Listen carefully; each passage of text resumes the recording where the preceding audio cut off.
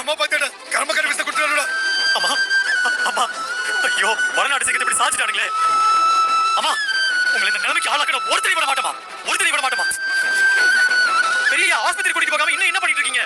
வாங்கயா, அம்மாக்கு ஏதாவது ஆக போகுது, வாங்கயா. சின்ன தம்பி, துளசி வீரபாண்டி போறதுக்கு மருந்து வாங்குறதுக்காக போயிருக்காப்பா. உன் பெரியம்மா பிழைக்கிறதுக்கு வாய்ப்பே இல்லை. இப்ப நமக்கு இருக்கிற ஒரே போட்டி கோமதியும் அவ குடும்பமும் தான். உன் பெரியப்பாவுக்கு நம்மள பிடிக்கிற அளவுக்கு கோமதியை பிடிக்காது. இத சாக்கா வச்சே உன் பெரியப்பாவை நீ கைக்குள்ள போட்டுக்கிட்டா நீதான் ஜமீன் வாரிசு. உனக்கு வரப்போறவதான் அடுத்த நாச்சியா.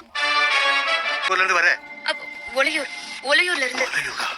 ஐயா நான் உடனே போனுங்க ஐயா. விஷத்தை முறிக்கிற மாத்து மருந்து கொடுங்க ஐயா. இருமா இரு, என்ன விஷம்னு தெரியாம மாத்து மருந்து கொடுக்க சொன்னா நான் என்னன்னு கொடுப்பேன்.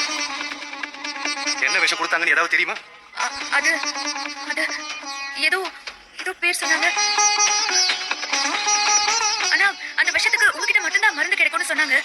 அவரும் உங்களை மாதிரி ஒரு வைத்தியர் தாங்க ஐயா. அவர் பேர் என்னமா? அப்ப நீ வடநாட்டுல இருந்து வரியா? ரெண்டு ஊருக்கு இருக்கிற பக்கம் தெரிஞ்சுதான் வந்தியா? ஆமாங்க ஐயா, ஆமா ஐயா. நான் எல்லாம் தெரிஞ்சுதான் வந்திருக்கேன். என் உசிரை போனாலும் பரவாயில்ல, என் அத்தை உசிரை காப்பாத்தணும் ஐயா. அங்க எங்க அத்தை. நாச்சியாரமா காப்பு தானே இது? ஆமா. அதை வச்சுதான் நீ வடநாட்டு ஜமீன் மருமகன்னு நான் கண்டுபிடிச்சேன். எனக்கு பணம் எல்லாம் வேண்டாமா, நீ சீக்கிரமா போய் அந்த அம்மாவை காப்பாத்து. ரொம்ப நன்றிங்க ஐயா. வருமா, இந்த காப்பி என் கண்ணில் பட்ட மாதிரி வேற யார் கண்ணிலும் படாம பாத்துக்க. எப்படி யார் கண்ணிலும் படாம வந்தியோ அதே மாதிரி திரும்ப போயிடு. சீக்கிரம் போ. சரிங்க ஐயா. நேரம் போயிட்டே இருக்குங்க ஐயா.